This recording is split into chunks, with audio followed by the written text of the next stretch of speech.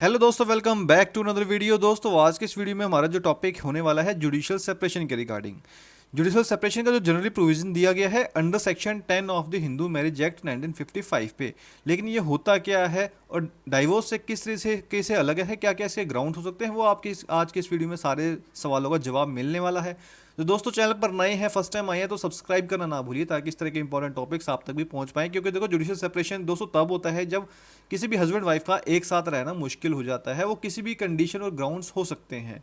तो section 13 of Hindu marriage act के according में कहा गया है कि जो पिटिशन है जुडिशियल सेपरेशन की, उसको शादी के बाद कभी भी फाइल किया जा सकता है। लेकिन अगर एक डाइवोर्स की पिटिशन है तो उसको जनरली एक साल या एक साल से ज़्यादा जो शादी के हो चुके हैं उसके बाद ही फाइल किया जाता है। लेकिन उसके भी आजकल काफ़ी जजमेंट्स पास की गई हैं कि वो एक जो साल होता है और कुछ एक्सेप्ट कंडीशन में भी उसको एग्जाम किया जा सकता है। तो आइए दोस्तों, आज की वीडियो स्टार्ट करते हैं इंपॉर्टेंट टॉपिक के रिगार्डिंग। वीडियो को लाइक और शेयर करना ना भूलें। तो आइए देखते हैं इसका जनरल मीनिंग क्या है। तो अगर इसकी एग्जैक्ट सेंस में बात की जाए कि जुडिशियल सेपरेशन है क्या, तो generally a judicial separation is a legal process by which a married couple is formally separated despite being legally married. यानी कि दोस्तों, जुडिशियल सेपरेशन एक तरह का कानूनी प्रक्रिया है जिसके द्वारा एक शादीशुदा जोड़े को, कपल को फॉर्मल रूप से अलग कर दिया जाता है। हालांकि वो शादीशुदा माने जाएंगे और वो लीगली मैरिड होंगे। यानी कि जनरली अगर बात करें कि ये एक तरह का पीरियड होता है डिवोर्स से पहले का। क्योंकि डिवोर्स में तो देखो हो गया कि आपको टेम्परेली बोल दिया कि आपकी जो शादी है वो सस्पेंड कर दी जाती है। लेकिन जुडिशियल सेपरेशन जो है वो डिवोर्स से पहले की एक प्रोसेस है।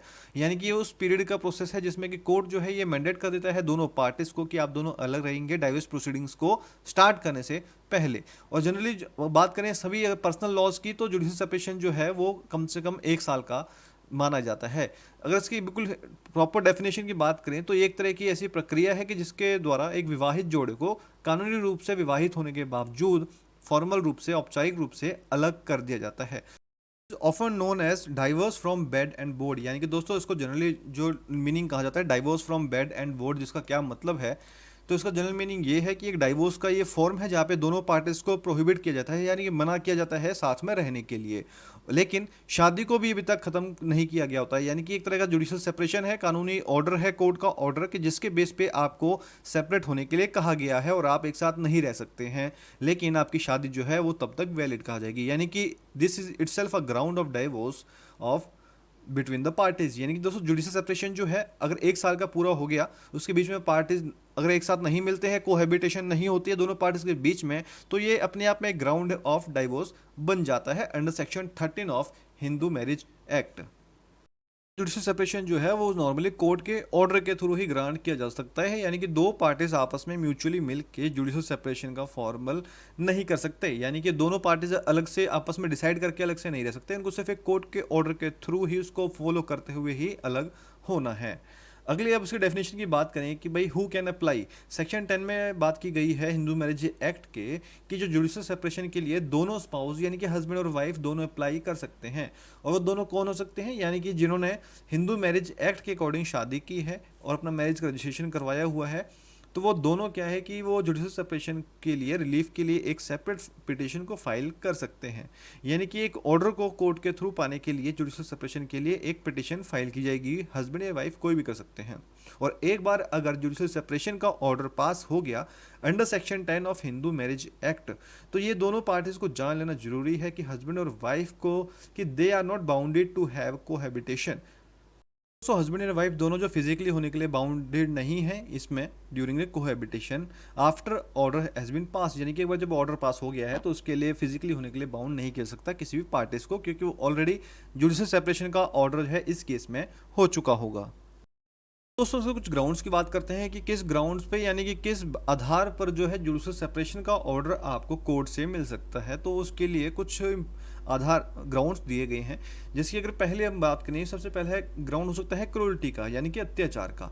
अगर हस्बैंड वाइफ पे या वाइफ हस्बैंड पे किसी भी प्रकार की क्रूअल्टी करती है, चाहे फिर वो फिजिकली हो या मेंटली, तो वो क्रूअल्टी के बेस के on the grounds of cruelty with proof of separate proofs application file कर सकती है, यानी कि कोर्ट में पिटिशन फाइल कर सकती है किसी भी क्रूअल्टी के आधार पे। है दूसरा है डिजर्शन, यानी कि छोड़कर चला जाना। तो ये अगर डिजर्शन जो है यानी कि अगर आपसे हस्बैंड या वाइफ वाइफ हस्बैंड अगर किसी भी बातों पे अलग होते रहते हैं टाइम टू टाइम पे, तो desertion is also ground for divorce before that it is also ground for judicial separation under section 10 of HMA Hindu marriage act. उसके बाद अनसाउंड माइंड यानी कि मेंटली रूप से अनफिट है कोई भी पर्सन, तो ये भी एक ग्राउंड है जुडिशियल सेपरेशन के लिए। उसके बाद वेनरल डिसीजेज, वेनरल डिसीज में कौन से होते हैं, मतलब काफ़ी एक तरह से कुष्ठ रोग इसका एग्जाम्पल हो सकता है। उसके बाद adultery, adultery is not an ground for judicial separation, जैसे कि हम जानते हैं कि जो है प्रोविजन स्टॉक ऑफ कर दिया गया, तो इसको आप मिस आउट कर सकते हैं। नेक्स्ट है कन्वर्जन, कन्वर्जन मीन्स कि दोस्तों अगर धर्म परिवर्तन कर लिया है, कि मतलब कि एक धर्म से दूसरे धर्म में परिवर्तन कर लिया है, तो यह भी एक ग्राउंड बन सकता है जुडिशियल सेपरेशन के लिए। अब दोस्तों अगर हम बात करें कि जुडिशियल सेपरेशन का ऑर्डर मिलते ही क्या शादी खत्म मानी जाएगी, यानी कि डिसॉल्व मानी जाएगी, तो ये आपको ये ध्यान देना जरूरी है कि when a decree of judicial separation is obtained the parties remain married as a decree of judicial separation does not dissolve their marriage. यानी कि दोस्तों अगर सिंपली भाषा में बिल्कुल कहा जाए कि एक बार जुडिशियल सेपरेशन की, यानी कि आपने जुडिशियल सेपरेशन की पिटीशन फाइल की है under section 10 of Hindu marriage में, और आपको एक डिक्री मिल गई है, decree means a final judgment, तो फिर द पार्टीज रिमेन मैरिड, यानी कि जो पार्टीज हैं वो शादीशुदा ही मानी जाएंगी। यानी कि जुडिशियल सेपरेशन की जो डिक्री है वो शादी को ख़त्म करने की फॉर्म में उसको नहीं माना जाएगा। यानी कि जुडिशियल सेपरेशन की डिक्री मिल जाने के बाद वो ये नहीं कह सकते कि भाई हमारी जो शादी है वो डिसॉल्व हो गई, यानी कि शादी खत्म हो गई है। शादी खत्म नहीं हुई है, अभी आप लीगली रूप से मैरिड हैं, लेकिन आपको सेपरेट किया गया है। ये सेपरेट किस लिए किया गया है कि भाई आपको सोचने का वक्त किया दिया हुआ है कि आप अभी भी टाइम है, आप डिसाइड कर सकते हो। और यहाँ क्योंकि कुछ कंडीशंस अगर सेटलमेंट की बन रही हो तभी आप जुडिशियल सेपरेशन की पिटीशन फाइल कर सकते हैं। देखो दोस्तों, जब आप दूर रहेंगे हस्बैंड वाइफ कोई भी, तो ऑब्वियसली बात है कि they are most probably chances of getting remarried या रीमैरिज, तो फिर बेटर है ना कि तलाक होने से पहले ही उन चीज़ों को, मुद्दों को सुलझा लिया जाए। तो वही कहना चाहते हैं कि सेपरेशन ऑर्डर मिलने के बाद उसका मीनिंग ये नहीं है कि शादी जो है वो ख़त्म हो गई है। शादी आप लीगली रूप से मैरिड रहेंगे दोनों हस्बैंड एंड वाइफ, बस आपको सेपरेट कर दिया गया है, अलग कर दिया गया है कि आप एक साथ नहीं रह सकते, एक साथ कोहेबिटेशन नहीं हो सकते, मीन्स कि you are not bound for them. अब बात करते हैं इस judicial separation the same as a divorce, यानी कि जुडिशियल सेपरेशन क्या डाइवोर्स की तरह सेम है? नहीं, ऐसा नहीं, बिल्कुल नहीं है। इसको कुछ डिफरेंसेस की हेल्प से उसको हम क्लियर कर सकते हैं। सो फर्स्ट ऑफ ऑल बात करें जुडिशियल सेपरेशन की, तो judicial separation give release from matrimonial duties and obligations for a certain period of time. यानी कि जुडिशियल सेपरेशन में जैसे हम जानते हैं कि शादी के बाद हस्बैंड और वाइफ की दोनों की ड्यूटीज होती है टुवर्ड्स ईच अदर, दोनों के प्रति, मतलब हस्बैंड की वाइफ के प्रति और वाइफ की हस्बैंड के प्रति कुछ ड्यूटीज होती हैं शादी के बाद। तो जुडिशियल सेपरेशन में क्या होता है कि इसके लिए इसको कुछ टाइम के लिए, यानी कि कुछ टाइम के लिए इन ड्यूटीज ऑब्लिगेशंस को उनसे जुदा कर दिया जाता है। यानी कि आपको पूरी तरह से ख़त्म भी नहीं हुआ है, बस आपको कुछ टाइम के लिए वो ड्यूटीज़ फुलफिल नहीं करनी है। लेकिन डाइवोर्स में क्या होता है कि जो शादी है, मैरिज है, परमानेंटली डिसॉल्व कर दी जाती है।